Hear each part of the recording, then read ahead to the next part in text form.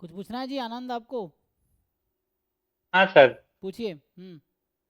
Sir ये मतलब RBI DSi के लिए कोर्स लेना चाहता था मैं। उसके लिए कोई कोर्स मिलेगा आप क्या कोई नहीं कुछ। नहीं, देखो अभी जो आरबीआई डीएसआईएम वाला कोर्स है, उसमें तो अभी कितने दिन बचे हैं? अभी तो एग्ज़ाम ही है ना उसमें, तो अभी तो नौ क्या चल रहा है, सितंबर ख़त्म हो गया नहीं सर, अराउंड। नेक्स्ट ईयर के लिए। हाँ, हम 1 जनवरी से स्टार्ट करेंगे, 1 जनवरी 2026 से हम लोग स्टार्ट करेंगे आरबीआई डीएसआईएम के लिए, ठीक है ना? ओके सर, वो सर वो प्री मेंस दोनों का या प्री प्री का? नहीं, पूरा फुल सिलेबस आपको प्री मेंस दोनों का, ठीक है ना? मतलब इसमें 3 पेपर होते हैं ना, तो हाँ मेनली सर। पेपर 1 जो ऑब्जेक्टिव स्टैटिस्टिक्स है वो, और पेपर 2 जो सब्जेक्टिव स्टैटिस्टिक्स है वो। पेपर 3 तो इंग्लिश है, तो इंग्लिश तो मैं नहीं करा पाऊंगा, बट हाँ कोई फैकल्टी होगा तो मैं कोशिश करूंगा, ठीक है? ये है। ओके तो ओके। 3 पेपर होते हैं ओके। 100 100 मार्क्स के, ये 300 मार्क्स के हैं। तो उसमें अभी सिलेबस तो कॉमन हो गया है इस बार ना, जो 1 और 2 पेपर है उसका सिलेबस कॉमन हो गया, 9 डिफरेंट यूनिट्स हैं। तो पूरा सिलेबस उसमें हम आपको कराएंगे, जितना फुल सिलेबस आरबीआई का, तो वो हम कराएंगे। तो वो आर है ना 2026 के लिए स्टार्ट होगा, तो 1 जनवरी 2026 को हम लोग स्टार्ट करेंगे वो, ठीक है? ओके। वो सर कितने मतलब कितने भी टाइम में कंप्लीट हो जाएगा ये? वो आरबीआई के एग्ज़ाम तक, आरबीआई 2026 एग्ज़ाम तक। तो ये कब होता सर, है एग्ज़ाम? जैसे इस बार एग्ज़ाम कब है? 1 अक्टूबर अभी में, तो आई थिंक अक्टूबर में। 19 अक्टूबर को एक है, हाँ सर। और एक सात वही दिसंबर को है, हाँ सर। ठीक है ना, इस तरह से। तो ऐसे ही अराउंड ये चलेगा, समझो दिसंबर तक, पूरे साल चलेगा। जनवरी 2026 से लेके दिसंबर 2026 तक, जब तक एग्ज़ाम नहीं हो जाते, एग्ज़ाम तक चलता रहेगा। ठीक है, वैसे कंप्लीट कब तक कितने दिन में हो जाएगा मतलब सिलेबस सिलेबस? कंप्लीट, देखो syllabus complete around 5 6 month enough रहेगा, ठीक है? लेकिन उसके बाद फिर डाउट्स हो गया, मॉक टेस्ट हो गया, है ना, प्रॉब्लम हाँ। प्रैक्टिस हो गया, तो ये चलेगी एक्चुअली, ये है। ओके सर, तो ये वो वन, सर फीस क्या लगभग फीस फीस अभी फीस सोचा कितनी नहीं है है? मैंने, मैं देखता हूँ क्या है, क्योंकि हम लोग जैम गेट नेट का फीस तो ऐसे मतलब 25,000 रखते हैं, लेकिन लेते बच्चों से 10 12 हज़ार ही हैं। तो देखते हैं, अभी मार्केट में तो बहुत ज़्यादा फीस होगा, कितना मार्केट में चलता है?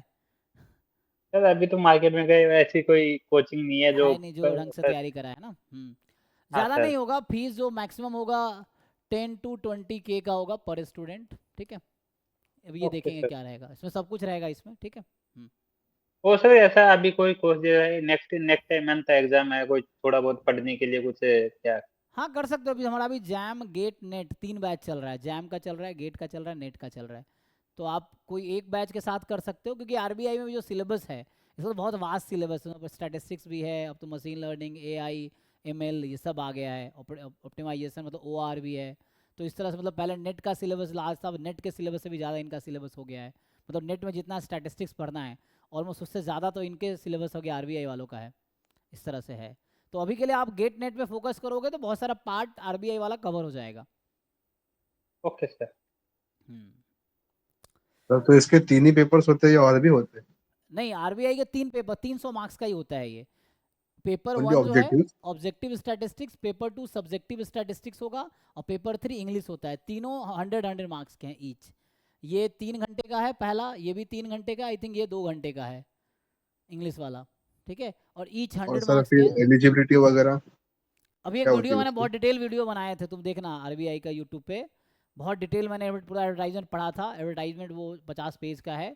तो एलिजिबिलिटी वहाँ एमएससी है, अगर एलिजिबिलिटी जो है ना, तो एलिजिबिलिटी मास्टर्स वालों के लिए है, सिर्फ जिन्होंने एमएससी कर लिया है, एमएससी, एमफिल, पीएचडी, उनके एडवर्टाइजमेंट में लिखा हो दे प्रेफर पीएचडी कैंडिडेट, क्योंकि जो कॉर्पोरेट में तुम काम करते हो ना प्राइवेट कंपनीज के लिए, वही काम यहाँ आरबीआई के लिए करना है। तो एक्चुअली ये जो आरबीआई का डीएसआईएम है ना,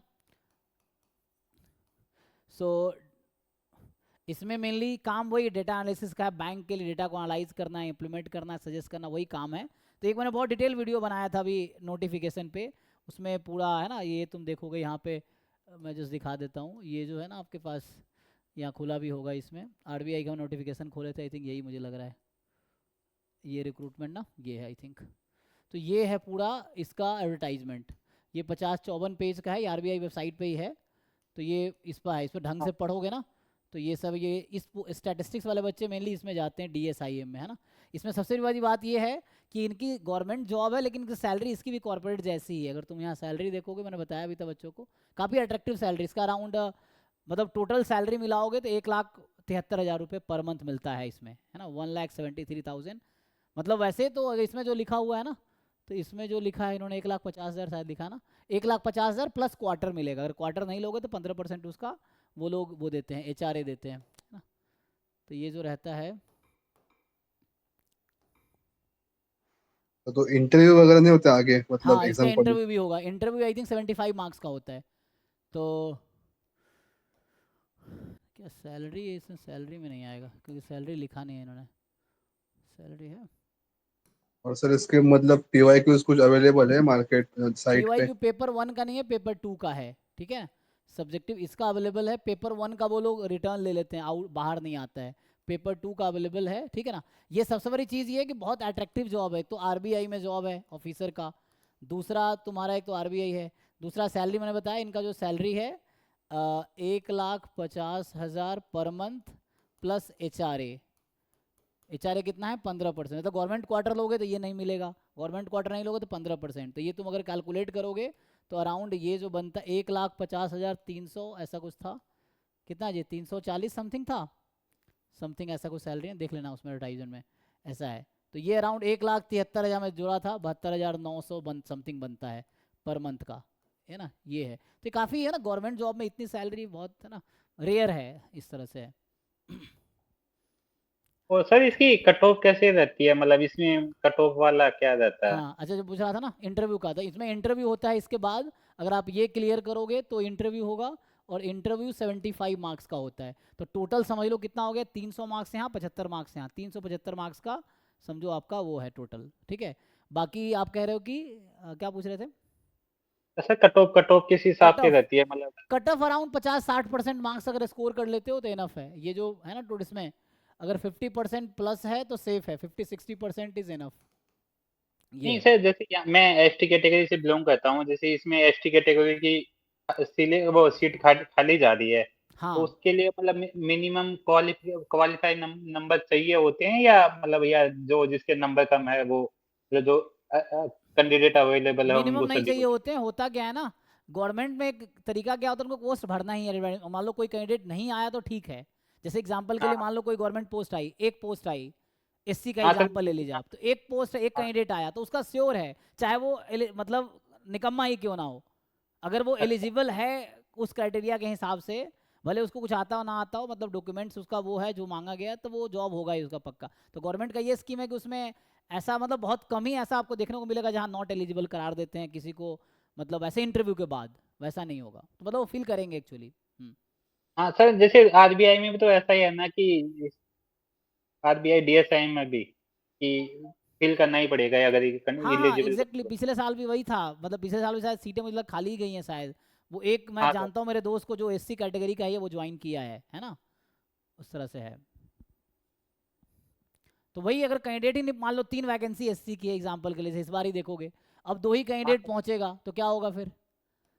हाँ सर। तो वो चीज़ है ना, कैंडिडेट पहुंचेगा ही ना, जो पहुंचेगा उसका तो पक्का ही है, ये चीज़ है, ओके सर, ठीक यही है ना। पूछना था जैसे ये। ये पोस्ट इस बार है, तो इस बार क्या है, हाँ सर। टोटल SC की 2 वैकेंसी है। अब मान लो एक ही कैंडिडेट पहुंचा तो उसका तो श्योर ही है, 2 पहुंचेगा तब भी दोनों का श्योर है, इस तरीके से। और इसमें यूजी वाले अलाउड नहीं है, बहुत सारे बच्चे कमेंट में पूछ भी रहे थे यूट्यूब पे, यूजी वाले बट्टे अलाउड नहीं है कि, तो यूजी के जो बच्चे हैं वो अलाउड नहीं है, जिनको PG किया हुआ है, PhD किया है, MPhil किया है, वही अलाउड है। एलिजिबिलिटी देख लेना, इसमें एलिजिबिलिटी एडवर्टाइजमेंट है, गूगल करो मिल जाएगा, है ना। एलिजिबिलिटी जो बच्चा पूछ रहा था वो ये देख सकते हो।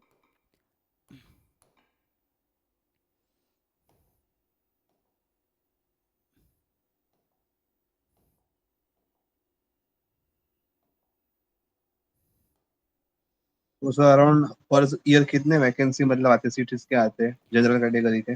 वही वैरी करता है, जैसे कभी 25 भी था, कभी 20 भी है, कभी 15 भी होते हैं, कभी 10 भी होते हैं, ऐसा भी है। तो डायनेमिक है, फिक्स नहीं है। मतलब उसके हिसाब से कितनी पोस्ट खाली वहाँ हो रही हैं। कुछ लोग है ना आगे चले जाते हैं ना, जैसे मान लो तुमने आरबीआई में 5 साल काम कर लिया, अब वहाँ तुम्हें मान लो जैसे 2.25 लाख मिल रहा है, कोई कंपनी प्राइवेट फॉर्म्स तुम्हें 5 लाख पर मंथ ऑफर कर देती है, तो लोग आरबीआई का जॉब छोड़ के स्विच कर लेते हैं। तो इस तरह से है, मतलब वो कॉर्पोरेट जैसा ही काम वहाँ भी है, तो लोग उस तरह के ऑफर मिलते रहते हैं तो छोड़ते रहते हैं। कई लोग मैं जानता हूँ जिन्होंने 4-5 साल काम किया फिर छोड़ दिया, ऐसे लोग भी हैं। उनको बेटर अपॉर्चुनिटी मिली फॉरेन में या कहीं है ना बेटर जगह पे, जैसे आरबीआई में जॉब कर रहे हो, तुम्हें वर्ल्ड बैंक में जॉब मिल गया सेम रोल का, वहाँ बहुत अच्छा पैकेज मिला तो तुम वहाँ स्विच कर जाओगे, इस तरह से है, तो लोग वैसे स्विच कर जाते हैं। तो सर इसमें वर्कलोड कितना रहता है? जैसे मैं अभी सीजीएल एसएससी सीजीएल में जॉब करता हूँ, तो मैं अब सोच रहा हूँ कि आरबीआई डीएसआईएम की कर लूँ, तो मतलब अच्छा रहे, वो सही रहेगा, या वर्कलोड कैसा क्या रहता है इसमें डीएसआईएम में?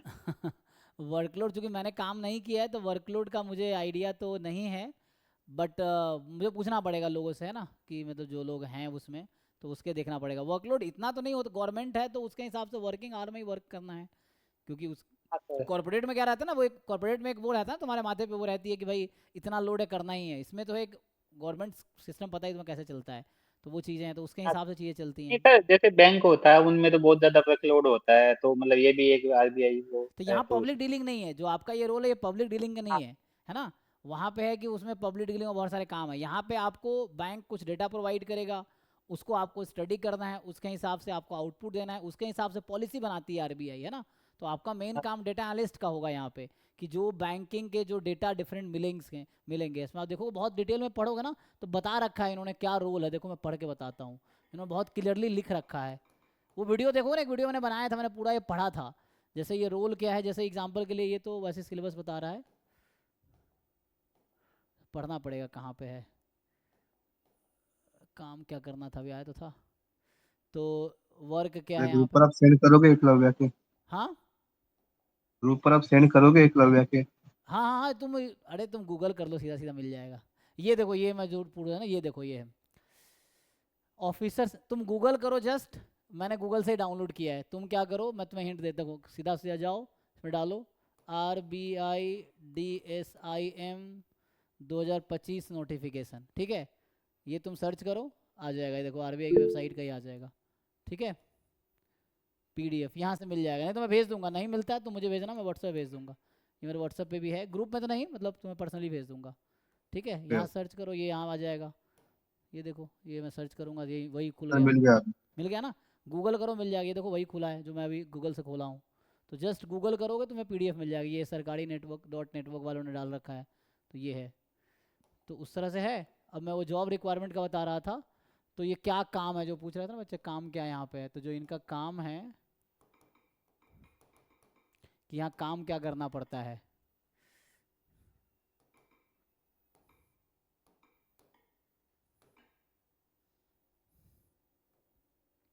तो ये मेनली DEPR वालों का क्या काम है ये बता रहा है ना।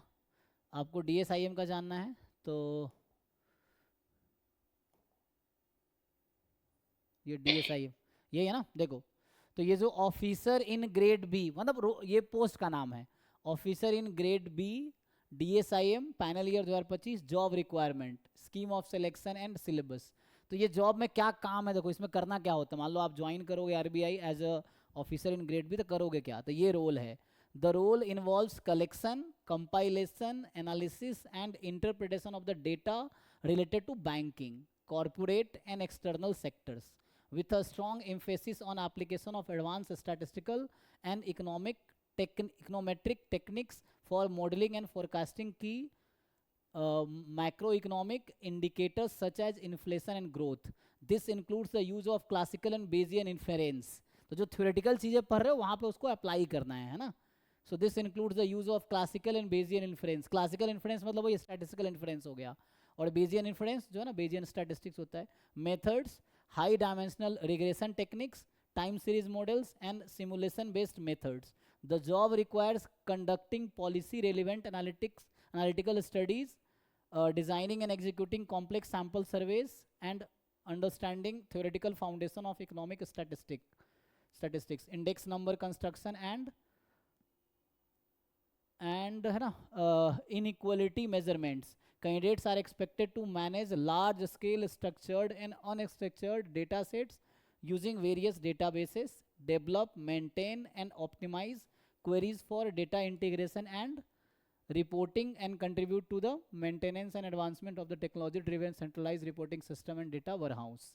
The role is also role also calls for the application of data science, artificial intelligence, machine learning techniques to extract insights from the voluminous data sets, a solid grasp of optimization technique, statistical coding, logics, macroeconomics, along with the ability to intuitively interpret and communicate empirical results for operational and policy use by the reserve bank. Anyway, इतना पढ़ के confusion होते हो, तुम्हें पहले उतना पढ़ना जितना सिलेबस है. एग्जाम क्वालिफाई कर लोगे तो शुरू में ट्रेनिंग होती है, वो ट्रेनिंग में सिखाएंगे आपको कैसे क्या करना है. मतलब आपकी अभी एटलीस्ट थ्योरेटिकल अंडरस्टैंडिंग इतनी अच्छी होनी चाहिए कि आप एग्जाम निकाल लो. एग्जाम थ्योरेटिकल ही है, एग्जाम निकाल लोगे तो वहाँ ट्रेनिंग होती है. अभी जैसे जो लोग ज्वाइन किए पिछले साल, मैं देखता हूँ स्टेटस व्हाट्सएप पे, वो घूम रहे होते हैं कभी, मतलब पूरे इंडिया में भ्रमण करवा रहे हैं, अलग अलग जगह पे गवर्नमेंट जो एजेंसीज होती हैं या गवर्नमेंट के जो पार्ट्स हैं उनको विजिट करवाते हैं. तो वो ट्रेनिंग चलती है एक साल अराउंड, तो वो आपको सिखाएंगे कैसे क्या करना है, देन आपको उसके साथ काम करना है ना. They will not expect you are god you know everything. वहाँ जो सीनियर्स होंगे, जो वहाँ ट्रेनर्स होंगे, वो आपको बताएंगे कैसे करना है ना. तो पहले आपको मेनली जो सिलेबस है ना, ये सब जो पूछ रहा था ना, पेपर 1 ऑब्जेक्टिव स्टैटिस्टिक्स 3 घंटे का है, सॉरी 1 मिनट यहाँ उल्टा बोल दिया था मैंने ना, 120 मिनट 2 घंटे का है, 100 मार्क्स का. पेपर 2 डिस्क्रिप्टिव स्टैटिस्टिक्स 3 घंटे का है, 100 मार्क्स का. पेपर 3 इंग्लिश डिस्क्रिप्टिव होगा, 1 घंटे का है, सॉरी 1.5 घंटे का है ना, 1.5 घंटे का है, 100 मार्क्स. पहले मैंने थोड़ा गलत बोला था, ठीक है ना. सो डिस्क्रिप्टिव है, ये सब इसमें लिखा हुआ है डिटेल में पढ़ना. और ये 100 मार्क्स का, टोटल 300 मार्क्स का है. इंटरव्यू 75 मार्क्स का होगा, ये भी इसी में लिखा होगा, ठीक है ना. तो आगे लिखा होगा कि इंटरव्यू 75 मार्क्स का है. ये सिलेबस है जी पेपर 1 पेपर 2 का. Probability theory, probability distribution, sampling theory, linear models and economic statistics, statistical inference, estimation, testing hypothesis, non parametric test, stochastic process, multivariate analysis, econometrics and time series, optimisation, statistical computing, data science, artificial intelligence, machine learning technique, database and data warehouse management. ये इस बार का syllabus है. तो ये topics आपको theoretically पढ़ना है, theoretically समझना है. कैसे अप्लाई करना है वो जॉब होने के बाद आपको या तो सीखना है या सिखाया जाएगा. पहले तो मेनली आप एग्जाम निकालोगे थ्योरेटिकल बैकग्राउंड पे. एप्लीकेशन आता है तो बहुत अच्छी बात है, नहीं आता तो सीखा जा सकता है. ये चीज़ है. बाकी डिटेल सिलेबस इन्होंने दे रखा है कि क्या क्या पढ़ना है इसके अंदर, है ना. पूरा सिलेबस है ये, इसको पढ़िए, ठीक है ना. तो मैं सोचा हूँ कि एक बार ये कोर्स भी पढ़ाता हूँ, जनवरी 2026 में स्टार्ट करेंगे, सो दैट इसके थ्रू मेरा भी एक बार रिवीजन हो जाएगा और बच्चों का भी अगर हेल्प हो जाएगा तो ठीक है. तो ये है, ठीक है. एनीवे, जिनको इंटरेस्ट है you just download from Google, ये नोटिफिकेशन डाउनलोड करो, पढ़ो, एंड देन ये अच्छा जॉब है ना, लेकिन मास्टर्स के बाद ही अप्लाई कर पाओगे. एनीवे, आते हैं डाउट पे बच्चों के. Thank you.